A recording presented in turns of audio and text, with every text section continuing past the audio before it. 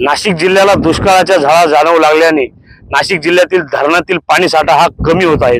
जिल्ह्यात सध्या 35 ते 40% एवढाच पाणी साठा शिल्लक राहिलेला आहे। आपण आता आहोत नाशिकच्या नांदगाव तालुक्यातील माणिकपुंज या धरणावर।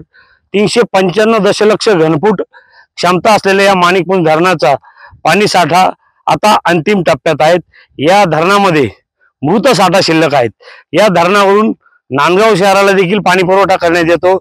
तसेच धरणाच्या खालील नांदगावच्या पूर्व भागाचे जळगाव बुद्रुक असेल, जळगाव खुर्दा असेल, कासारी असेल, माणिकपुंज असेल, न्यायडोंगरी असेल आदी गावांच्या सिंचनासाठी म्हणून या धरणातील पाणी हे उपयुक्त ठरत असते। मात्र धरणाने आता तळ गाठायला सुरुवात केल्याने येणाऱ्या काळात सिंचनाचा प्रश्न देखील उभा राहणार आहे। तसेच नांदगाव शहराला पाणी पुरवठा करताना देखील अडचणीचा सामना करावा लागणार आहे। एकूणच जिल्ह्यातील धरणांची स्थिती पाहता जिल्ह्यातील इतरत्र धरणांपेक्षा माणिकपुंज धरणाने सर्वप्रथम तळ गाठलेला आहे। इतरही धरणांमध्ये साधारण 35 ते 40% पाणी साठा शिल्लक राहिल्याने येणाऱ्या काळात नागरिकांना पाणी टंचाईचा सामना करावा लागणार आहे।